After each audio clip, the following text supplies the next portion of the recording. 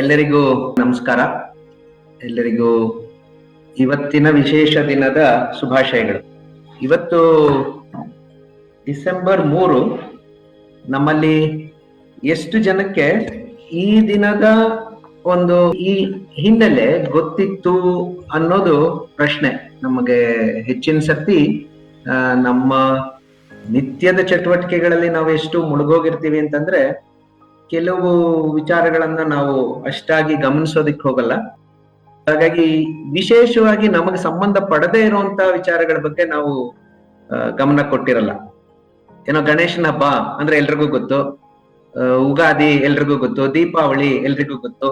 So ಹಾಗೆ ಕೆಲವು ವಿಶೇಷವಾದಂತ ನಮಗ್ ಬಹಳ ಹೃದಯಕ್ಕೆ ಹತ್ರವಾದಂತ ಅಂಶಗಳನ್ನ ನಾವು ನೆನ್ಪಿಟ್ಕೊಳ್ತೇವೆ. ಎಲ್ಲೋ ಯಾರಿಗೋ ದೂರದಲ್ಲಿ ಏನೋ ಆಗ್ತಾ ಇದೆ ಅಂತ ಅನ್ನೋಂಥದ್ದನ್ನ ನಾವಷ್ಟು ತಲೆ ಕೆಡ್ಸ್ಕೊಳಕ್ ಹೋಗಲ್ಲ, ಅದು ಸ್ವಾಭಾವಿಕ. ಅಂತಹ ಒಂದು ಹೆಚ್ಚು ಜನರು ತಲೆ ಕೆಡಿಸ್ಕೊಳ್ಳದೆ, ಹೆಚ್ಚು ಜನರು ತಿಳ್ಕೊಳ್ಳೋಂತ ಪ್ರಯತ್ನವನ್ನೂ ಮಾಡದೇ ಇರುವಂತ ಒಂದು ವಿಶೇಷವಾದಂತ ದಿನ ಅಂತಂದ್ರೆ ಡಿಸೆಂಬರ್ 3. ಅದು ಅಂತಾರಾಷ್ಟ್ರೀಯ, ಬರೀ ರಾಷ್ಟ್ರೀಯ, ನಮ್ಮ ಭಾರತ ದೇಶದಲ್ಲಿ ಮಾತ್ರ ಅಲ್ಲ, ಇಡೀ ವಿಶ್ವದಲ್ಲಿ ಆಚರಣೆಯನ್ನು ಮಾಡುವಂತ ಒಂದು ವಿಶೇಷ ದಿನ. ಅದು ವಿಕಲಚೇತನರಿಗಾಗಿಯೇ ಮೀಸಲಾಗಿರುವಂತ ಒಂದು ದಿನ. ಈ ವಿಶೇಷ ಚೇತನರಿಗಾಗಿ ಯಾಕಪ್ಪ ಒಂದಿನ ಇರಬೇಕು ಅನ್ನುವಂಥದ್ದು ಸ್ವಾಭಾವಿಕವಾಗಿ ಬರಬಹುದಾದಂತ ಒಂದು ಪ್ರಶ್ನೆ. ನಮ್ಗೆಲ್ರಿಗೂ ಆ ಪ್ರಶ್ನೆಗಳು ಬರುತ್ತೆ. ನಾನು ಈ ಯಾವುದೇ ದಿನದ ಬಗ್ಗೆ ಮಾತಾಡ್ಬೇಕಾದ್ರೆ ಪ್ರಾರಂಭದಲ್ಲಿ ಈ ಒಂದು ಪೀಠಿಕೆಯನ್ನು ಹಾಕಿ ನಾನು ಮುಂದಕ್ಕೆ ಹೋಗ್ತೀನಿ. ಸೊ ಆ ಪೀಠಿಕೆಯನ್ನು ಮತ್ತೊಮ್ಮೆ ಕೇಳ್ಕೊಳ್ಳೋಣ. ಈ ಗಣಪತಿ ಹಬ್ಬದ ದಿನ, ಭಾದ್ರಪದ ಶುಕ್ಲ ಚೌತಿಯ ದಿನ ನಾವೆಲ್ಲ ಗಣಪತಿ ಹಬ್ಬವನ್ನ ಆಚರಣೆ ಮಾಡ್ತೀವಿ. ಅದರ ಅರ್ಥ ಬೇರೆ ದಿನಗಳಲ್ಲಿ ಗಣಪತಿ ಇರಲ್ಲ ಅಂತಲ್ಲ, ಬೇರೆ ದಿನಗಳಲ್ಲಿ ನಾವು ಗಣಪತಿಯನ್ನ ಪೂಜೆ ಮಾಡಲ್ಲ ಅಂತ ಅಲ್ಲ. ಶಿವರಾತ್ರಿಯ ದಿನ ವಿಶೇಷವಾಗಿ ನಾವು ಶಿವನನ್ನ ಆರಾಧನೆ ಮಾಡ್ತೀವಿ. ಬೇರೆ ದಿನ ಶಿವ ನಮ್ ಜೊತೆ ಇಲ್ಲ ಅಂತಲ್ಲ, ಶಿವ ಯಾವಾಗ್ಲೂ ನಮ್ಮ ಜೊತೆ ನಮ್ಮೊಳಗೆ ಇದ್ದಾನೆ. ಯಾಕೆ ಈ ತರ ವಿಶೇಷವಾಗಿ ಒಂದು ದಿನ ಒಂದು ಶಕ್ತಿಯನ್ನ ನಾವು ಗುರುತಿಸೋದಕ್ ಪ್ರಯತ್ನ ಪಡ್ತೀವಿ, ನೆನಪಿಸ್ಕೊಳ್ಳೋದಕ್ ಪ್ರಯತ್ನ ಪಡ್ತೀವಿ ಅಂದ್ರೆ ಆ ಶಕ್ತಿ ನಮಗೆ ಕೊಡುವಂತ ವಿಶೇಷವಾದಂತ ಸಂದೇಶವನ್ನ ಮೆಲುಕು ಹಾಕೋದಕ್ಕೆ. ವಿಘ್ನ ವಿನಾಯಕ ಗಣಪತಿ ಅಂತ ಹೇಳ್ತೀವಿ, ವಿದ್ಯಾ ಗಣಪತಿ ಅಂತ ಪೂಜೆ ಮಾಡ್ತೀವಿ. ನಿತ್ಯ ನಾವು ಓದೋದಂತೂ ಇದ್ದೇ ಇರುತ್ತೆ, ನಿತ್ಯ ನಮಗೆ ವಿಘ್ನಗಳು ಬರ್ತಾನೆ ಇರ್ತವೆ. ಆದ್ರೆ ವಿಶೇಷವಾಗಿ ಒಂದು ದಿನ ನಮ್ಮಲ್ಲಿರುವಂತಹ ವಿಘ್ನ ವಿನಾಶಕ ಶಕ್ತಿಯನ್ನ ಜಾಗೃತಗೊಳಿಸ್ಕೊಳ್ಳುವಂಥದ್ದು. ಬೇರೆ ಎಲ್ಲೋ ಗಣಪತಿ ಕೂತಿದ್ದಾನೆ, ಅವನು ನಮ್ಗೆ ಇವತ್ತಿನ ದಿವಸ ಬಂದ್ಬಿಟ್ಟು ವಿಘ್ನ ವಿನಾಶಕ ಶಕ್ತಿ ಕೊಡ್ತಾನೆ ಅಂತ ಅಲ್ಲ. ಆ ಶಕ್ತಿ ನಮ್ಮೊಳಗೆ ಇದೆ. ಆ ನಮ್ಮೊಳಗಿರುವಂತ ಶಕ್ತಿಯನ್ನ ನಾವು ಗುರುತಿಸಿ ಜಾಗೃತಗೊಳಿಸ್ಕೊಳ್ಬೇಕು ಅನ್ನುವಂಥದ್ದು ಸಂದೇಶ. ಆ ಸಂದೇಶವನ್ನ ನಮಗೆ ನಾವೇ ಮತ್ತೊಮ್ಮೆ ಹೇಳ್ಕೊಳ್ಳೋದಕ್ಕೋಸ್ಕರ ಗಣಪತಿ ಹಬ್ಬ. ಹಾಗೆ ಶಿವ ಎಲ್ಲರಲ್ಲೂ ಇದ್ದಾನೆ. ಶಿವ ಅಂತ ಸಂಸ್ಕೃತದ ಪದ ನಾವು ನೋಡಿದ್ರೆ ಶಿವ ಶಂ ಅನ್ನುವಂಥದ್ದು ಅದು ಒಳ್ಳೆಯದು ಅಂತ, ಶಂಕರ ಅಂತಂದ್ರೆ ಒಳ್ಳೆಯದನ್ನ ಮಾಡುವಂಥದ್ದು ಅಂತ. ಸೊ ಆ ಒಳ್ಳೆಯದನ್ನ ಮಾಡುವಂತಹ ಗುಣ ನಮ್ಮೆಲ್ಲರಲ್ಲೂ ಇದೆ. ಶಿವರಾತ್ರಿಯ ದಿನ ನಾವು ಶಿವನನ್ನ ಪೂಜೆ ಮಾಡ್ತಾ ನಮಗ್ ನಾವೇ ಹೇಳ್ಕೊಳ್ತಿದೀವಿ, ಶಿವ ನಾವು ಇನ್ನು ಮುಂದಿನ 1 ವರ್ಷದ ಕಾಲ ಆ ಒಳ್ಳೆತನವನ್ನ ನಾನು ಅಭ್ಯಾಸ ಮಾಡ್ತೀನಿ ಅಂತ.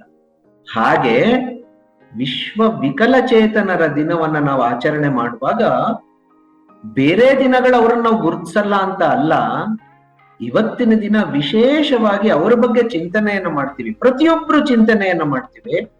ಚಿಂತನೆಯನ್ನ ಮಾಡೋದಷ್ಟೇ ಅಲ್ಲ, ಕೆಲವು ಅಂಶಗಳನ್ನ ನಾವು ಕಾರ್ಯಗತಗೊಳಿಸೋದಕ್ಕೆ ಪ್ರಯತ್ನ ಪಡ್ತೀವಿ ಅಂತ ಬೇರೆ ಯಾರಿಗೋ ಹೇಳೋದಲ್ಲ, ನಮ್ಮ ಅಂತರಾತ್ಮಕ್ಕೆ, ನಮ್ಮ ಅಂತಃಸಾಕ್ಷಿಗೆ ನಾವು ಹೇಳ್ಕೊಳ್ಬೇಕು. ಆ ವಿಶೇಷವಾದಂತ ಪ್ರತಿಜ್ಞೆಯನ್ನ ಮಾಡುವಂತ ದಿನ ಇವತ್ತಾಗಿದೆ. ಪ್ರತಿ ವರ್ಷ ನಡೆಸುವಂತ ಈ ಕಾರ್ಯಕ್ರಮದ ಈ ಹಿನ್ನೆಲೆಯನ್ನ ನಾವು ಅರ್ಥ ಮಾಡ್ಕೊಂಡ ನಂತರ ಮುಂದಿನ ಕೆಲವು ನಿಮಿಷಗಳಲ್ಲಿ ಈ ವಿಕಲಚೇತನರ ಹಿನ್ನೆಲೆ, ಅವ್ರು ಯಾರು, ಅವ್ರು ಹೆಂಗೆ ಅನ್ನೋದ್ರ ಬಗ್ಗೆ ಸ್ವಲ್ಪ ಯೋಚನೆ ಮಾಡೋಣ. ಇವತ್ತು ವಿಶ್ವ ವಿಕಲಚೇತನ ದಿನ. ಈ ಒಂದು ಪರಿಪಾಠ 1992ರಿಂದ ನಡೀತಾ ಬರ್ತಾ ಇದೆ. 92ನೇ ಇಸ್ವಿಯಿಂದ ಪ್ರತಿ ವರ್ಷ ನಾವು ಡಿಸೆಂಬರ್ 3ನೇ ತಾರೀಕನ್ನ ವಿಶ್ವ ವಿಕಲಚೇತನ ದಿನಾಚರಣೆ ಅಂತ ಮಾಡ್ತಾ ಇದೀವಿ.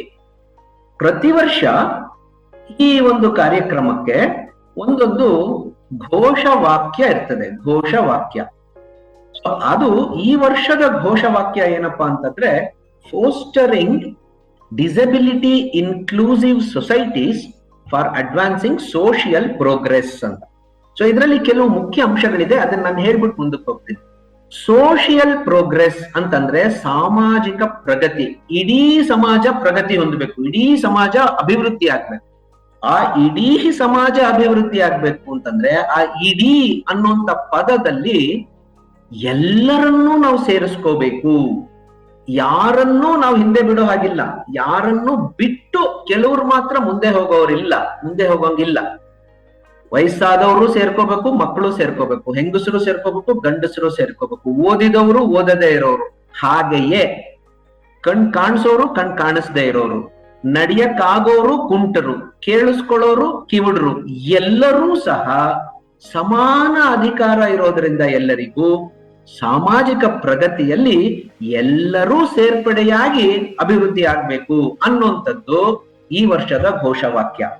ಅಂತಹ ಪ್ರಕ್ರಿಯೆಗಳನ್ನ ನಾವು ಪೋಷಿಸಬೇಕು, ನಾವು ಬೆಳೆಸಬೇಕು, ನಾವು ಕಾರ್ಯಕ್ರಮಗಳನ್ನ ಹಮ್ಮಿಕೊಂಡು ಈ ಮಾಹಿತಿಯನ್ನ ಎಲ್ರಿಗೂ ತಿಳಿಸ್ಬೇಕು ಅನ್ನುವಂಥದ್ದು ಈ ವರ್ಷದ ಮುಖ್ಯವಾದಂತ ಘೋಷವಾಕ್ಯ. ಆ ತರದ ಎಲ್ಲರನ್ನೂ ಒಳಗೊಂಡಂತಹ, ಎಲ್ಲರೂ ಸೇರ್ಪಡೆಯಾಗಿರುವಂತಹ ಸಮಾಜ ನಿರ್ಮಾಣಕ್ಕಾಗಿ ಎಲ್ಲರನ್ನೂ ನಾವು ಮುಟ್ಬೇಕಲ್ಲ, ಎಲ್ರಿಗೂ ಈ ವಿಷಯ ತಿಳಿಸ್ಬೇಕಲ್ಲ. ಸೊ ನಮ್ಮ ಈ 1 ಗಂಟೆ ನಾವೆಲ್ಲರೂ ಇದನ್ನ ಆಲೋಚನೆ ಮಾಡಿದ ನಂತರ ನಮ್ಮೆಲ್ಲರ ಜವಾಬ್ದಾರಿ ಏನಪ್ಪಾ ಅಂತಂದ್ರೆ, ನಮ್ಮ ಸಾಮಾಜಿಕ ಪ್ರಗತಿಯ ಒಂದು ಪ್ರಕ್ರಿಯೆ ಏನಿದೆ ಅದರಲ್ಲಿ ನಾವು ಯಾರನ್ನೂ ಹಿಂದೆ ಬಿಡೋ ಹಾಗಿಲ್ಲ. ಅವ್ರು ನಿಧಾನಕ್ಕೆ ನಡೀಲಿ, ಜೋರಾಗಿ ಓಡೋಗ್ಲಿ, ಅವ್ರು ಕಣ್ ಕಾಣಿಸ್ಲಿ ಕಣ್ ಕಾಣಿಸ್ದೇ ಇರ್ಲಿ, ಎಲ್ರನ್ನೂ ನಾವು ಸಮಾನವಾಗಿ ನೋಡಿ ಎಲ್ರನ್ನೂ ಜೊತೆ ಕರ್ಕೊಂಡು ಹೋಗುವಂತ ಒಂದು ಸ್ಪಿರಿಟ್, ಒಂದು ಚೈತನ್ಯ, ಒಂದು ಭಾವನೆ ನಮ್ಮಲ್ಲಿ, ಮನೋಭಾವ, ಆ ಮನೋಭಾವವನ್ನ ನಾವು ರೂಢಿಸಿಕೊಳ್ಳೋಣ ಅನ್ನುವಂಥದ್ದು ಮುಖ್ಯವಾದಂತ ಉದ್ದೇಶ. ಸೊ ಈ ವಿಶ್ವ ವಿಕಲಚೇತನ ದಿನಾಚರಣೆಯ ಮುಖ್ಯ ಸಂದೇಶ ಇದು. ಇದನ್ನ ನಾವು ಮೊದಲು ಅರ್ಥ ಮಾಡ್ಕೊಳ್ಳೋಣ. ಈ ಅಂಗವೈಕಲ್ಯ, ವಿಕಲತೆ ಅಂದ್ರೆ ಏನು, ಅದಕ್ಕೆ ಏನ್ ಕಾರಣಗಳು, ಅದು ಹೇಗಿರುತ್ತೆ ಅನ್ನೋದನ್ನ ಒಂದ್ ಸ್ವಲ್ಪ ಸ್ಥೂಲವಾಗಿ ನೋಡೋಣ. ಸಾಮರ್ಥ್ಯ ಅಂದ್ರೇನು, ವೈಕಲ್ಯ ಅಂದ್ರೇನು ಅನ್ನೋದನ್ನ ಅರ್ಥ ಮಾಡ್ಕೊಳ್ಳೋಕೆ ಪ್ರಯತ್ನ ಮಾಡೋಣ. ಅದರ ಪರಿಣಾಮ ಏನು, ಅವ್ರ ಅವಶ್ಯಕತೆಗಳೇನು ಅನ್ನೋದನ್ನ ಸ್ವಲ್ಪ ನೋಡೋದಕ್ಕೆ ಆಲೋಚನೆ ಮಾಡೋಣ. ಅತ್ಯಂತ ಮುಖ್ಯವಾಗಿ ಅವರ ಅವಶ್ಯಕತೆಗಳನ್ನ ಯಾರು ಪೂರೈಸಬೇಕು, ಇದು ಯಾರ ಜವಾಬ್ದಾರಿ ಅನ್ನೋದ್ರ ಬಗ್ಗೆ ಸ್ವಲ್ಪ ವಿಚಾರವನ್ನ ನಾವು ಮಾಡೋಣ. ಇದಿಷ್ಟು ಮುಖ್ಯವಾಗಿ ನಾವು ಮಾಡ್ಬೇಕಾಗಿರೋ. ಈಗ ಪ್ರಶ್ನೆ, ಮೊದಲನೇ ಪ್ರಶ್ನೆ, ಈ PWD ಅಂತ ಹೇಳ್ತೀವಿ, ಅಂದ್ರೆ ಪರ್ಸನ್ ವಿತ್ ಡಿಸಬಿಲಿಟಿ, ಇಂಗ್ಲಿಷ್ ನಲ್ಲಿ ವಿಕಲಚೇತನ ಅಥವಾ ವಿಶೇಷ ಚೇತನ, ದಿವ್ಯಾಂಗ ಅನ್ನುವಂತ ಅನೇಕ ಪದಗಳನ್ನ ನಾವು ಬಳಸ್ತೀವಿ. ಅಂತಹ ಒಬ್ಬ ವ್ಯಕ್ತಿಯನ್ನ ನೀವು ನೋಡಿದ್ದೀರಾ ಅಂತ ಪ್ರಶ್ನೆ. ನೋಡಿದೀನಿ ಅಂತಂದ್ರೆ ಹೌದು ನೋಡಿದೀನಿ ಅಂತ ಬರ್ಕೊಳ್ಳಿ. ಎರಡನೇ ಪ್ರಶ್ನೆ, ಆ ವ್ಯಕ್ತಿಗೆ ಇದ್ದಂತಹ ಅಂಗವೈಕಲ್ಯ ಏನು, ಯಾವ ರೀತಿಯ ವಿಕಲತೆ ಅವರಿಗಿತ್ತು. ಈಗ ಉದಾಹರಣೆಗೆ ಕಣ್ಣು ಕಾಣಿಸ್ತಾ ಇರ್ಲಿಲ್ವಾ ಅಂತಂದ್ರೆ ಕಣ್ಣಿನ ದೋಷ ಅಂತ ಬರ್ಕೊಳ್ಳಿ. ಅಥವಾ ಕಾಲ್ ಸರಿ ಇರ್ಲಿಲ್ಲ ಅಂತಂದ್ರೆ ಕಾಲಿನ ದೋಷ, ನಡಿಯಕ್ಕಾಗ್ತಾ ಇರ್ಲಿಲ್ಲ ಅಂತ ಬರ್ಕೊಳ್ಳಿ. ಎರಡನೇದು, ಅವರನ್ನ ನೋಡಿದ ತಕ್ಷಣ ನಿಮಗೆ ಏನು ಭಾವನೆ ಬಂತು ಅಂತ ಬರ್ಕೋಬೇಕು. ನಿಮ್ಗೆ ಯಾಕೆ ಅನ್ನಿಸ್ತು ಅವ್ರಿಗೇನೋ ಸರಿ ಇಲ್ಲಪ್ಪ ಅಂತ ಯಾಕೆ ಅನ್ನಿಸ್ತು ಅಂತ ಯೋಚನೆ ಮಾಡಿ. ಮತ್ತೆ ಕಡೆಯದಾಗಿ ಅವರನ್ನ ನೋಡಿದಾಗ ನಿಮಗೆ ಯಾವ ಭಾವನೆ ಬಂತು ಅಂತ ಬರ್ಕೋಬೇಕು. ಇದು ಕಡೆಯ ಪ್ರಶ್ನೆ ಇದೆಯಲ್ಲ, ಇದು ಅತ್ಯಂತ ಮುಖ್ಯವಾದಂತ ಪ್ರಶ್ನೆ ಮಕ್ಕಳೇ. ನಮ್ಮಲ್ಲಿ ಸಾಧಾರಣವಾಗಿ ಏನ್ ನಾವು ಅನ್ಕೋತೀವಿ ಅಂತಂದ್ರೆ, ನಾನ್ ಚೆನ್ನಾಗಿದ್ದೀನಿ, ಅವ್ರು ಯಾರೋ ನನ್ ಜೊತೆ ಇದ್ರಲ್ಲ, ನಾನು ಎದುರುಗಡೆ ಬಂದ್ರಲ್ಲ ಅವತ್ತು ಬಸ್ಸಲ್ಲಿ ನನ್ ಜೊತೆ ಕೂತಿದ್ರಲ್ಲ, ಅವ್ರ ಕಣ್ ಕಾಣಲ್ಲ, ಅವ್ರ ಕುರುಡ್ರು ಅಂತ ಅನ್ಕೋತೀನಿ. ಅಥವಾ ನಾನು ಯಾವತ್ತೋ ಒಂದು ಬಸ್ ಇಳಿದ್ಬಿಟ್ಟು ಮಾರ್ಕೆಟ್ ಅಲ್ಲಿ ಹೋಗ್ತಾ ಇದ್ದೆ, ಅಲ್ಲಿ ಯಾರೋ ಒಬ್ರು ನಡಿಯಕ್ಕಾಗದೆ ಒಂದು ಕೋಲ್ ಇಟ್ಕೊಂಡು ನಡ್ಕೊಂಡು ಹೋಗ್ತಾ ಇದ್ರು, ಅವ್ರಿಗೆ ಎಡಗಾಲ್ ಇರ್ಲೇ ಇಲ್ಲ, ಅವನು ಕುಂಟ, ನಾನ್ ಚೆನ್ನಾಗಿದ್ದೀನಿ ಅಂತ ಅನ್ಕೋತೀವಿ. ಅವ್ರನ್ನ ಆ ಕುಂಟನ್ನ ನೋಡಿದಾಗ ಅಥವಾ ಕುರುಡನ್ನ ನೋಡಿದಾಗ ನನಗೆ ಏನ್ ಭಾವನೆ ಬಂತು ಅನ್ನೋಂಥದ್ದು ಬಹಳ ಮುಖ್ಯ. ನಮ್ ಬುದ್ಧಿ ಹೇಳುತ್ತೆ ಇವನ್ ಕುರುಡ ಅಂತ, ಆದ್ರೆ ನಮ್ಮ ಮನಸ್ಸು ಭಾವನೆಗಳನ್ನ ಸೃಷ್ಟಿ ಮಾಡುತ್ತೆ. ದುರದೃಷ್ಟವಶಾತ್ ಏನಪ್ಪಾ ಅಂತಂದ್ರೆ, ನಮಗೆ ಥಟ್ಟಂತ ಬರುವಂತ ಭಾವನೆ ಅವನ್ ಯಾಕೋ ಸರಿ ಇಲ್ಲ ಅಂತ. ನಾನ್ ಚೆನ್ನಾಗಿದ್ದೀನಿ, ಅವನ್ ಯಾಕೋ ಸರಿ ಇಲ್ಲ ಅಂತ. ಸೊ ಅವನ್ ನನಗಿಂತ ಕೀಳು, ಅವನ್ ಸರಿ ಇಲ್ಲ, ಅವನಿಗೆ ಇದಾಗಲ್ಲ, ಅವನಿಗೆ ಅದ್ ಆಗಲ್ಲ, ಇನ್ನೊಂದೇನೋ ಅವನಲ್ಲಿ ಕೊರತೆ ಇದೆ ಅನ್ನೋಂತ ಭಾವನೆ ನಮಗೆ ಬಂದಿರುತ್ತೆ. ಬಂದಿತ್ತಾ ಅನ್ನೋದನ್ನ ನಾವು ಆತ್ಮವೀಕ್ಷಣೆಯಿಂದ ಪರೀಕ್ಷೆ ಮಾಡ್ಕೊಳ್ಳೋಣ. ಈಗ ಇನ್ನೊಂದು ಪ್ರಶ್ನೆ, ಇದು ಬಹಳ ಮುಖ್ಯ. Are you a person with disability? ಇದಕ್ಕೂ ಕೂಡ ಚಿಕ್ಕವರು, ದೊಡ್ಡವರು, ಟೀಚರ್ಸ್, ಸ್ಟೂಡೆಂಟ್ಸ್ ಎಲ್ರು ದಯವಿಟ್ಟು ಇದಕ್ಕೆ ಉತ್ತರ ಬರ್ಕೊಳ್ಳಿ. ಸಾಧಾರಣವಾಗಿ ನಾವೇನ್ ಅನ್ಕೋತೀವಿ, ಈ ಪ್ರಶ್ನೆ ಏನು, ನೀವು ವಿಕಲಚೇತನರ ಅಥವಾ ನೀವು ಅಂಗವಿಕಲರ ಅಂತ ಸಾಧಾರಣವಾಗಿ ನಾವು ಬರ್ಕೊಳ್ಳುವಂಥದ್ದು ಅಲ್ಲ, ನಾನು ವಿಕಲಚೇತನನಲ್ಲ ಅಂತ ಬರ್ಕೋತೀವಿ. ಯಾಕೆ ಅಂತಿದೆ ಪ್ರಶ್ನೆ. ಯಾಕೆ ಅನ್ನೋ ಪ್ರಶ್ನೆಗೂ ನೀವು ಉತ್ತರ ನೀವು ಆಲೋಚನೆ ಮಾಡಿ. ಅದಕ್ಕೆ ನಮಗೇನ್ ಅನ್ಸುತ್ತೆ ಅಂದ್ರೆ, ನನಗ್ ಕಣ್ ಕಾಣುತ್ತೆ, ನನಗೆ ಕಿವಿ ಕೇಳುತ್ತೆ, ನನಗೆ ಮಾತಾಡಕ್ಕಾಗತ್ತೆ, ನನಗ್ ನಡಿಯಕ್ಕಾಗತ್ತೆ, ಹಾಗಾಗಿ ನಾನು ವಿಕಲಚೇತನನಲ್ಲ. ಇನ್ನೊಬ್ಬರಿಗೆ ಯಾರಿಗೋ ಇದಾಗ್ಲಿಲ್ಲ ಅಂದ್ರೆ ಅವನು ವಿಕಲಚೇತನ ಅಂತ ಅನ್ಕೋತೀವಿ. ಈಗ ನಾನು ಮುಂದಿನ ಕೆಲವು ನಿಮಿಷಗಳಲ್ಲಿ ನಿಮ್ ಜೊತೆ ಹಂಚ್ಕೊಳ್ಳೋದಕ್ಕೆ ಇಚ್ಛೆ ಪಡುವಂತ ಅಂಶಗಳಿರುತ್ತಲ್ಲ, ಅದನ್ನ ನೀವು ಸರಿಯಾಗಿ ಅರ್ಥ ಮಾಡ್ಕೊಂಡ್ರೆ ಮಕ್ಕಳೇ, ಈ ಒಂದು ನಂಬಿಕೆ ಇದೆಯಲ್ಲ, ನಾನ್ ಚೆನ್ನಾಗಿದ್ದೀನಿ, ನನ್ಗೆ ಅದಿದೆ ಇದಿದೆ, ಇನ್ಯಾರಿಗೋ ಇಲ್ಲ ಅಂತ, ಈ ನಂಬಿಕೆನೆ ಅಲ್ಲಾಡಕ್ ಶುರುವಾಗತ್ತೆ. ಅದಕ್ಕೆ ಸಿದ್ಧವಾಗಿರಿ. ಯಾಕಪ್ಪ ಅಂತಂದ್ರೆ, ನಮ್ಗೆ ಒಂದು ನಮ್ಮ ಮನೋಭಾವ ಕೆಲವು ಸರ್ತಿ ಬಂದ್ಬಿಟ್ಟಿರುತ್ತೆ. ಅದೇನಂದ್ರೆ, ಈ ನಾರ್ಮಲ್ ಅಂತಂದ್ರೆ ಒಬ್ಬ ವ್ಯಕ್ತಿಗೆ 2 ಕಾಲು ಇರ್ಬೇಕು, 2 ಕೈ ಇರ್ಬೇಕು, 3 ಕಿವಿ ಇರ್ಬೇಕು. 3 ಕಿವಿ ಇರ್ಬೇಕಾ? ಇಲ್ಲ, 2 ಕಿವಿ ಇರ್ಬೇಕು. 3 ಕಣ್ಣು ಇರ್ಬೇಕಾ? ಇಲ್ಲ, 2 ಕಣ್ಣು ಇರ್ಬೇಕು. 3 ಕಣ್ಣಿದ್ರೆ ಮುಕ್ಕಣ್ಣ, ಅವನ್ ಶಿವ, ಅವನ್ ಮನುಷ್ಯ ಅಲ್ಲ, ದೇವ್ರವನು. ಸೊ ಹೀಗೆ ನಾರ್ಮಲ್ ಅನ್ನೋದಕ್ಕೆ ನಮ್ಮ ಮನಸ್ಸಿನಲ್ಲಿ ನಾವು ಒಂದು ಪರಿಕಲ್ಪನೆಯನ್ನ ಮಾಡ್ಕೊಂಡ್ಬಿಟ್ಟಿದೀವಿ ಈಗಾಗ್ಲೇ. ಎಬಿಲಿಟಿ ಅಂದ್ರೆ ಸಾಮರ್ಥ್ಯ. ಸಾಮರ್ಥ್ಯ ಅಂದ್ರೇನು? ನಾನ್ ನಡೆಯುವಂತ ಸಾಮರ್ಥ್ಯ ನನಗಿದೆ. ಯಾಕಿದೆ? ನನ್ ಕಾಲಿದೆ, ಅದಕ್ಕೋಸ್ಕರ ನಾನು ನಡೆಯೋದಕ್ಕೆ ನನಗಾಗತ್ತೆ. ಇದು ನಾರ್ಮಲ್ ಅಂತ ನಾನು ಅನ್ಕೊಂಡಿರ್ತೇನೆ. ನಾರ್ಮಲ್ಸಿ ಅಂದ್ರೆ 2 ಕಾಲು ಇರ್ಬೇಕು. ಎಬಿಲಿಟಿ ಅಂದ್ರೆ ಆ ಕಾಲು ನಡೆಯೋ ಹಂಗಿರ್ಬೇಕು ಅಂತ ನಾವು ಅನ್ಕೋತೀವಿ. ಇದನ್ನ ಎಷ್ಟೋ ಸರ್ತಿ ನಮ್ಮ ಪೂರ್ವಾಗ್ರಹಗಳು ಅಂತಂದ್ರೂ ಕೂಡ ತಪ್ಪಾಗಲ್ಲ. ಈ ಒಂದು ಪೂರ್ವಾಗ್ರಹಗಳಿಂದ, ಈ ಒಂದು ನಂಬಿಕೆ ನಾವು ಮನಸ್ಸಿನಲ್ಲಿ ಬಲವಾಗಿ ಬೆಳೆಸ್ಕೊಂಡ್ ಬಂದಿರೋದ್ರಿಂದ ನಾವು ಅನೇಕ ಅಪೇಕ್ಷೆಗಳನ್ನ ಪಡ್ತೀವಿ. ಓ, ಹಿಂಗಿದ್ರೆ ಚೆನ್ನಾಗಿರತ್ತಪ್ಪ, ಹಂಗಿದ್ರೆ ಚೆನ್ನಾಗಿರತ್ತಪ್ಪ ಅಂತ ನಾವು ಅನ್ಕೋತೀವಿ. ಸೊ ಎಕ್ಸ್ಪೆಕ್ಟೇಷನ್ಸ್ ಅಂದ್ರೆ ನಮ್ಮ ನಿರೀಕ್ಷೆಗಳು. ನಮ್ಮ ನಿರೀಕ್ಷೆಗಳು ಅಂದ್ರೇನು? ನಾನು ಇನ್ನೊಬ್ಬ ವ್ಯಕ್ತಿಯನ್ನ ನೋಡಿ ಅವನನ್ನ ಇಲ್ಲಿಗೆ ಬಾ ಅಂತ ನಾನು ಕರೆದ್ರೆ ಅವನು ನಡ್ಕೊಂಡು ಬರ್ತಾನೆ ಅಂತ ನನ್ನ ನಿರೀಕ್ಷೆ. ಸೊ ನಡ್ಕೊಂಡು ಬರ್ತಾನೆ ಅಂತಾರೆ, ಆ ನಿರೀಕ್ಷೆ ಯಾವಾಗಪ್ಪ ಸತ್ಯ ಆಗತ್ತೆ ಅಂದ್ರೆ ಅವನು ನಾರ್ಮಲ್ ಆಗಿರ್ಬೇಕು. ಅಂದ್ರೇನು? 2 ಕಾಲು ಇರ್ಬೇಕು. ಆ 2 ಕಾಲಿಗೆ ಎಬಿಲಿಟಿ ಇರ್ಬೇಕು, ನಡೆಯೋ ಎಬಿಲಿಟಿ ಇರ್ಬೇಕು. ಇದ್ದಾಗ ನನ್ನ ನಿರೀಕ್ಷೆ ಒಂದ್ ರೀತಿಯಲ್ಲಿ ಆಯ್ತಾ ಇಲ್ವಾ ಅಂತ ಅನುಭವಕ್ಕೆ ಬರುತ್ತೆ. ಅವ್ನ್ ನಡ್ಕೊಂಡ್ ಬಂದ್ರೆ ನನ್ನ ನಿರೀಕ್ಷೆ ಪೂರ್ಣವಾಯ್ತು. ಅವ್ನ್ ನಡ್ಕೊಂಡ್ ಬರ್ಲಿಲ್ಲ ಅಂತಂದ್ರೆ ಅವಾಗ ನಮಗ್ ಸಮಸ್ಯೆ. ಓ, ಇವ್ ಯಾಕೋ ಸರಿ ಇಲ್ಲಪ್ಪ, ಇವನಿಗೆ ಕಾಲೇ ಇಲ್ಲ, ಅಥವಾ ಕಾಲಿದ್ರು ಇವನಿಗೆ ನಡಿಯಕ್ಕೆ ಆಗಲ್ಲ. ಹಾಗಾಗಿ ನಾವು ಇದುವರೆಗೂ ನಮ್ಮ ಅನುಭವದಿಂದ ಕಲಿತಿರುವಂತದ್ದಿರುತ್ತಲ್ಲ, ಅದನ್ನ ನಾವು ಬಲವಾಗಿ ನಂಬ್ಕೊಂಡ್ಬಿಟ್ಟು ಅದೇ ಸತ್ಯ ಅಂತ ಅನ್ಕೊಂಡ್ಬಿಡ್ತೀವಿ. ಅಂದ್ರೆ ಏನು? ಇದು ಪೂರ್ವಾಗ್ರಹಗಳು. ನಾವು ನಡಿಬೇಕಾದ್ರೆ ಕಾಲಿರ್ಲೇಬೇಕು. ಕಾಲಿದ್ದು ಒಂದ್ ಜಾಗದಿಂದ ಇನ್ನೊಂದ್ ಜಾಗಕ್ಕೆ ಹೋದ್ರೆ ಮಾತ್ರ ನಡೆದಂಗೆ. ಇದು ಒಂದು ಪೂರ್ವಾಗ್ರಹ.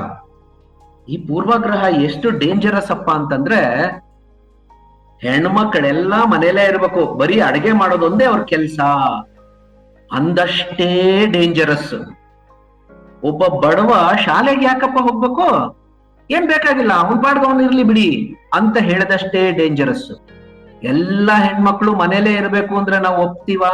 ಒಪ್ಪಲ್ಲ ಅಲ್ವಾ? ಒಬ್ಬ ಬಡವ ವ್ಯಕ್ತಿ ಶಾಲೆಗೆ ಹೋಗಿ ಯಾಕೆ ಕಲಿಬೇಕು ಅಂತಂದ್ರೆ ನಾವು ಒಪ್ತೀವಾ? ಒಪ್ಪಲ್ಲ ಅಲ್ವಾ? ಅದೇ ರೀತಿಯಲ್ಲೇ ಮಕ್ಕಳೇ, ಕಾಲಿದ್ದವನ್ ಮಾತ್ರ ನಡೀತಾನೆ ಅನ್ನೋಂಥದ್ದು ಕೂಡ ಒಂದು ಪೂರ್ವಾಗ್ರಹವೇ. ಅದನ್ನು ನಾವು ಬಿಡ್ಬೇಕು ಅನ್ನೋದು ಮುಖ್ಯವಾದಂತಹ ಒಂದು ಸಂದೇಶ. ನಾವೇನ್ ಅನ್ಕೋತೀವಿ? ಕಣ್ಣಿಲ್ಲ ಅಂದ್ರೆ ಅವ್ನ್ ಕುರುಡ, ಕಾಲಿಲ್ಲ ಅಂದ್ರೆ ನಡಿಯಕ್ಕಾಗಲ್ಲ, ಕಿವಿ ಇಲ್ಲ ಅಂದ್ರೆ ಅವ್ನ್ ಕೇಳಕ್ಕಾಗಲ್ಲ, ದೇರ್ ಫೋರ್ ಅವ್ನಿಗೆ ಮಾತಾಡಕ್ಕಾಗಲ್ಲ. ಇದು ನಮ್ಮ ಪೂರ್ವಾಗ್ರಹಗಳು. ಯಾಕೆ ಅಂತಂದ್ರೆ ಈ ತರದ ಒಂದು ಪೂರ್ವಾಗ್ರಹ ಯಾಕೆ ಬರುತ್ತೆ ಅಂದ್ರೆ ನಮ್ಮ ನಾರ್ಮಲ್ಸಿಯ ಅನುಭವದಿಂದ. ಕಾಲಿಲ್ದೆ ಇದ್ದವನು ಕೂಡ ಒಂದು ಜಾಗದಿಂದ ಇನ್ನೊಂದು ಜಾಗಕ್ಕೆ ಹೋಗೋದಕ್ಕೆ ಸಾಧ್ಯ. ಕಿವಿ ತಕ್ಷಣ ಕೇಳಿಸದೆ ಇಲ್ದವನು ಕೂಡ ಮುಂದೊಂದು ದಿನ ಕೇಳಿಸ್ಕೊಳ್ಳೋದಕ್ಕೆ ಸಾಧ್ಯ. ಕಣ್ಣು ಕಾಣದೇ ಇದ್ರೂ ಕೂಡ ಅವನು ಯಾವುದೋ ಒಂದು ವಿಧಾನವನ್ನ ಬಳಸಿ ಸುತ್ತಮುತ್ತ ಏನಿದೆ, ಸುತ್ತಮುತ್ತ ಯಾರಿದ್ದಾರೆ ಅಂತ ತಿಳ್ಕೊಳ್ಳೋದಕ್ಕೆ ಸಾಧ್ಯ. ಸೊ ನಾವು ನೋಡ್ಬೇಕಾಗಿರುವಂತದ್ದು ಮಕ್ಕಳೇ, ವಿಕಲವಾಗಿರುವಂತಹ ದೇಹವನ್ನಲ್ಲ, ಒಳಗಡೆ ಇರುವಂತಹ ಸಾಮರ್ಥ್ಯವನ್ನ. ಅದನ್ನ ನಾವು ಬಹಳ ಮುಖ್ಯವಾಗಿ ನೆನ್ಪಿಟ್ಕೋಬೇಕು. ಒಬ್ಬೊಬ್ಬ ವ್ಯಕ್ತಿ ಒಂದೊಂದ್ ತರ ಇರುತ್ತೆ. ಪ್ರಕೃತಿಯಲ್ಲಿ ಈ ವೈವಿಧ್ಯತೆನೇ ಬಹಳ ಮುಖ್ಯವಾದಂಥದ್ದು, ಬಹಳ ಪ್ರಮುಖವಾದಂಥದ್ದು. ಆ ರೀತಿ ಗಿಡ ಮರಗಳಲ್ಲಿ, ಪ್ರಾಣಿಗಳಲ್ಲಿ, ಕಲ್ಲು ಮಣ್ಣಿನಲ್ಲಿ ನಾವು ವೈವಿಧ್ಯತೆಯನ್ನ ಅಕ್ಸೆಪ್ಟ್ ಮಾಡಿಕೊಂಡು ಅದನ್ನ ನಾವು ವಿಶೇಷವಾಗಿ ಸಂಭ್ರಮಿಸ್ತೀವಿ ಅಂತಂದ್ರೆ, ಮನುಷ್ಯರಲ್ಲೂ ಆ ತರ ವೈವಿಧ್ಯತೆ ಇರ್ಬಹುದಲ್ವಾ? ಒಬ್ಬರು ಕಣ್ಣಿದ್ದಂತೆ ಒಬ್ಬರು ಕಣ್ಣಿರಲ್ಲ, ಒಬ್ಬರು ಮೂಗಿದ್ದಂತೆ ಒಬ್ಬರು ಮೂಗಿರಲ್ಲ, ಒಬ್ಬರ ಬುದ್ಧಿಶಕ್ತಿ ಇದ್ದಂತೆ ಇನ್ನೊಬ್ಬರ ಬುದ್ಧಿಶಕ್ತಿ ಇರಲ್ಲ. ಅದನ್ನ ನಾವು ಪ್ರಕೃತಿ ಸಹಜವಾದಂತ ವೈವಿಧ್ಯತೆ ಅಂತ ಗುರುತಿಸ್ಬೇಕೇ ಹೊರತು ಅವರಲ್ಲಿರುವಂತ ಕೊರತೆ ಅಂತ ಅಲ್ಲ. ಇದು ಅತ್ಯಂತ ಮುಖ್ಯವಾದಂತ ಒಂದು ಸಂದೇಶ, ಒಂದು ತತ್ವ. ಆ ತತ್ವದಲ್ಲಿ ನಮಗೆ ನಂಬಿಕೆ ಇರುತ್ತೆ. ಎಲ್ಲ ಗಿಡ ಮರಗಳು ತಮ್ಮದೇ ಆದಂತಹ ವಿಶೇಷ ಶಕ್ತಿಯನ್ನು ಹೊಂದಿರ್ತವೆ, ಹಣ್ಣುಗಳನ್ನ ಹೊಂದಿರ್ತವೆ, ಬೇರೆ ಬೇರೆ ಹೂವುಗಳನ್ನ ಕೊಡ್ತವೆ. ಆದ್ರೆ ಮನುಷ್ಯ ಆ ಹೂವುಗಳನ್ನ, ಆ ಹಣ್ಣುಗಳನ್ನ ತಾನು ತೆಕ್ಕೊಂಡ ನಂತರ ಅದನ್ನ ಈ ತರ ವಿಂಗಡಿಸ್ಕೊತಾನೆ. ತನ್ನ ಅವಶ್ಯಕತೆಗೆ ತಕ್ಕಂತೆ, ಅದರ ಸಾಮರ್ಥ್ಯಕ್ಕೆ, ಅದರ ರುಚಿಗೆ ತಕ್ಕಂತೆ ಜೋಡಿಸ್ಕೊಳ್ತಾನೆ. ಬಾಳೆಹಣ್ಣೆಲ್ಲ ಒಂದ್ ಕಡೆ, ಆಪಲ್ ಎಲ್ಲ ಒಂದ್ ಕಡೆ. ವೈವಿಧ್ಯತೆಯನ್ನ ನಾವು ಗುರುತಿಸಿ ಗೌರವಿಸಿದ್ರೂ ಸಹ ಬಾಳೆಹಣ್ಣಿನ ಕೆಲಸವನ್ನ ತೆಂಗಿನಕಾಯಿ ಮಾಡಕ್ಕಾಗಲ್ಲ, ತೆಂಗಿನಕಾಯಿನ ಕೆಲಸವನ್ನ ಆಪಲ್ ಮಾಡಕ್ಕಾಗಲ್ಲ.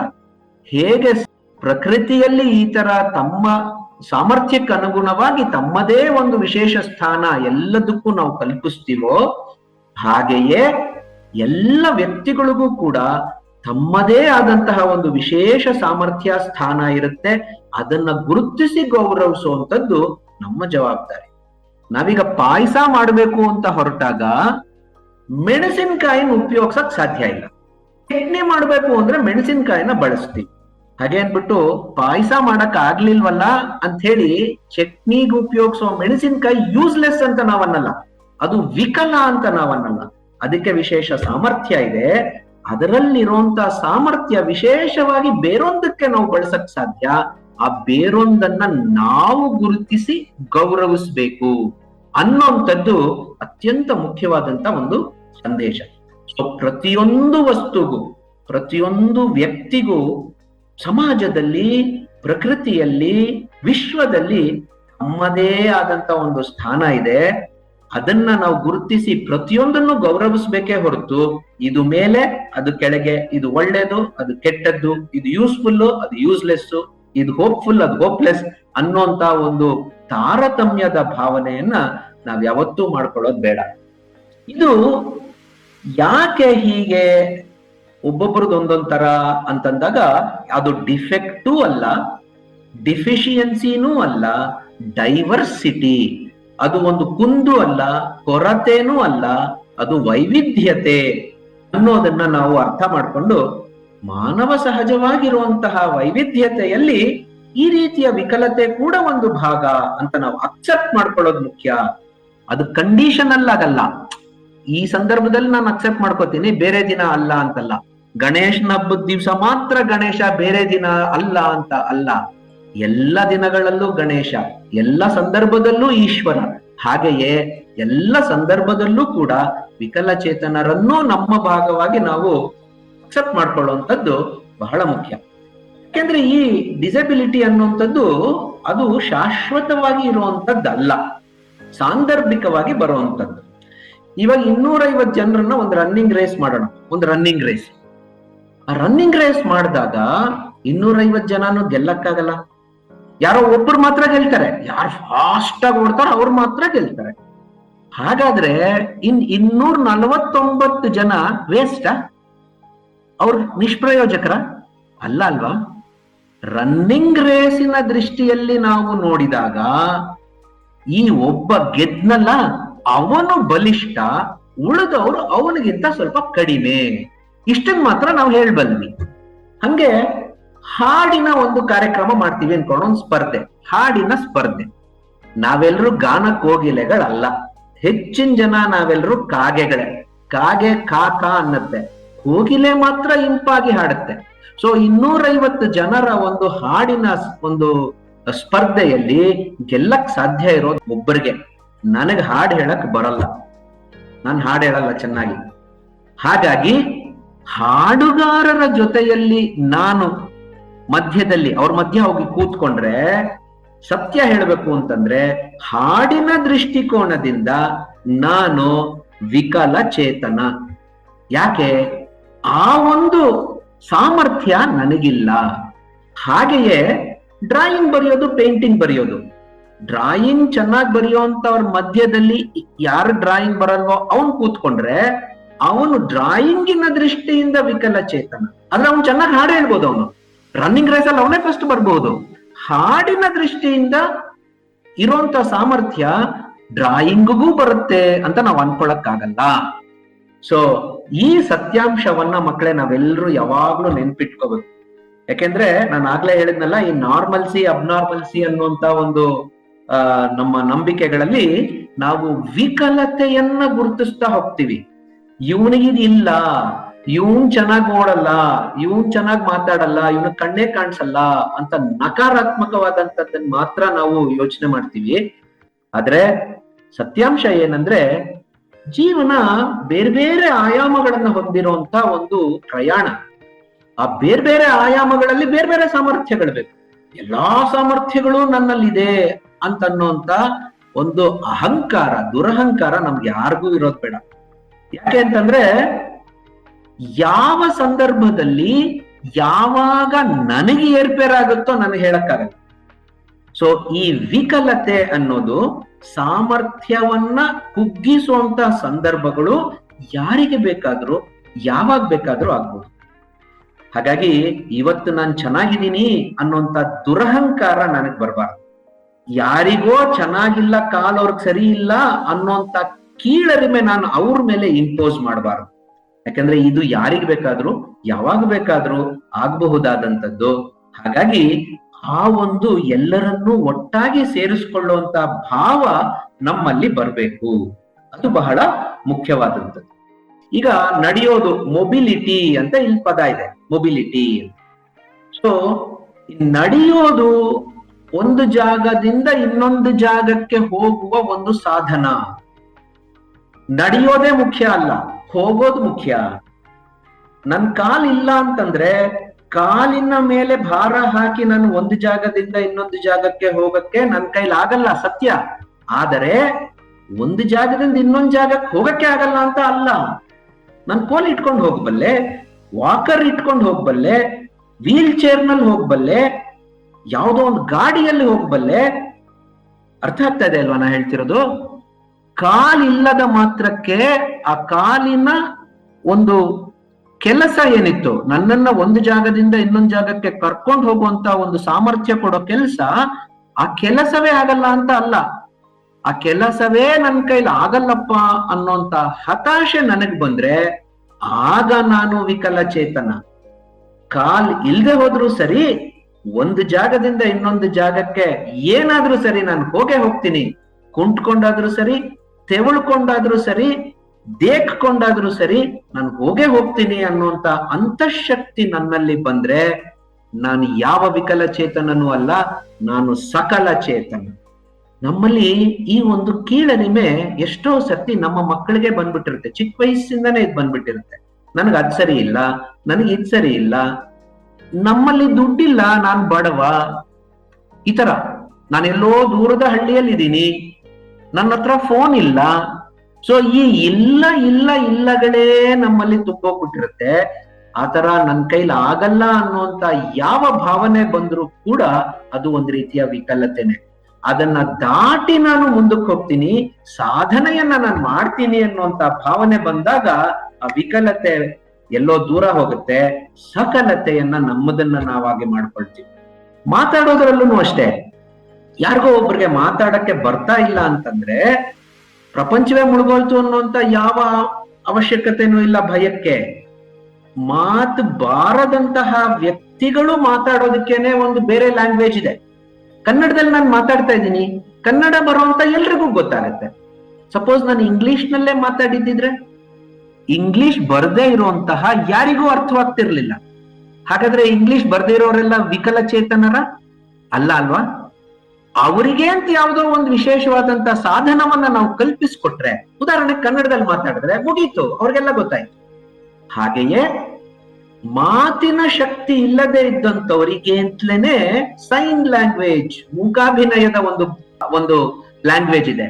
ಅದರಲ್ಲಿ ನಾವು ಕನ್ನಡದಲ್ಲಿ ಅ ಆ ಇ ಈ, ಇಂಗ್ಲಿಷ್ ನಲ್ಲಿ ABCD ಅಂತೆಲ್ಲ ಹೇಗೆ ಕಲಿತೀವೋ ಹಾಗೆ ಎ ಅನ್ನಕ್ ಹಿಂಗೆ, ಬೆರಳನ್ನ ಹಿಂಗ್ ತೋರಿಸಿದ್ರೆ ಹಿಂಗೆ, ಕೈನ ಹಿಂಗೆಲ್ಲ ತಿರುಗಿಸಿದ್ರೆ ಹಿಂಗೆ. ಸೊ ಈ ತರ ಒಂದು ಕಮ್ಯುನಿಕೇಶನ್ ಲ್ಯಾಂಗ್ವೇಜ್ ಇದೆ.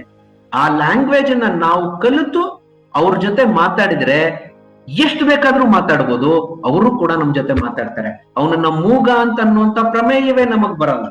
ಯಾವಾಗ ಬರುತ್ತೆ, ನಾವು ಅವರನ್ನ ಮೂಗ ಅನ್ನೋಂತ ಒಂದು ಲೇಬಲ್ ಹಾಕ್ಬಿಟ್ಟು ಇವನು ವಿಕಲ ಅಂತ ಅಂದಾಗ ಅವನಿಗೆ ಗೊತ್ತಾಗುವಂತ ಭಾಷೆಯನ್ನ ನಾವು ತಿಳ್ಕೊಂಡು ಅವನಿಗೂ ಹೇಳ್ಕೊಟ್ರೆ ಕಮ್ಯುನಿಕೇಶನ್, ಸಂವಹನ, ಅದು ಕೆಲಸ, ಅದು ಉದ್ದೇಶ. ಭಾಷೆಯಲ್ಲ, ಭಾಷೆ ಒಂದು ಸಾಧನ ಮಾತ್ರ, ಒಂದು ವಾಹನ ಮಾತ್ರ. ಆ ವಾಹನವನ್ನ ಬಳಸುವಂತ ಮನಸ್ಸು ನಮ್ಮಲ್ಲಿದ್ರೆ ವಾಹನವನ್ನ ನಾವು ಬದಲಾಯಿಸ್ಕೊಳ್ತೀವಿ, ಸಾಧನವನ್ನ ನಮ್ಮದಾಗಿಸ್ಕೊಳ್ತೀವಿ. ನಾವು ಎಲ್ಲರನ್ನೂ ಕೂಡ ಒಟ್ಟಾಗಿ ಸೇರಿಸ್ಕೊಂಡು ಅವರನ್ನ ಮುಖ್ಯವಾಹಿನಿಗೆ ನಾವು ಸೇರಿಸ್ಕೊಳ್ತೀವಿ. ಸೊ ಆ ಸಂವಹನದ ಒಂದು ಶಕ್ತಿಯಿಂದ ಸಾಮಾಜಿಕ ಜೀವನದಲ್ಲಿ ಎಲ್ಲವನ್ನೂ ಎಲ್ಲರೂ ಮಾಡೋದಕ್ಕೆ ಸಾಧ್ಯ. ಹೇಗೆ ಒಬ್ಬ ನಾರ್ಮಲ್ ಅಂತ ಅನ್ಸ್ಕೊಂಡಂತಹ ವ್ಯಕ್ತಿ ನಾನ್ ಮದುವೆ ಮಾಡ್ಕೋಬೇಕು, ನಾನ್ ಡಿಗ್ರಿ ಓದ್ಬೇಕು, ನಾನ್ ಕಾರ್ ತಗೋಬೇಕು, ಮನೆ ಕಟ್ಟಬೇಕು ಅನ್ನುವಂತ ಆಶೋತ್ತರಗಳನ್ನ ಇಟ್ಕೊಂಡಿರ್ತಾನೋ, ಹಾಗೆಯೇ ಕಾಲಿಲ್ದೇ ಇರುವಂತ ಒಬ್ಬ ವ್ಯಕ್ತಿಯೂ ಕೂಡ, ಕಣ್ಣು ಕಾಣದೇ ಇರುವಂತ ಒಬ್ಬ ವ್ಯಕ್ತಿಯೂ ಕೂಡ ಕನಸು ಕಾಣಬೇಕು. ಕನಸು ಕಾಣುವ ಎಲ್ಲ ಹಕ್ಕು ಅವನಿಗಿದೆ.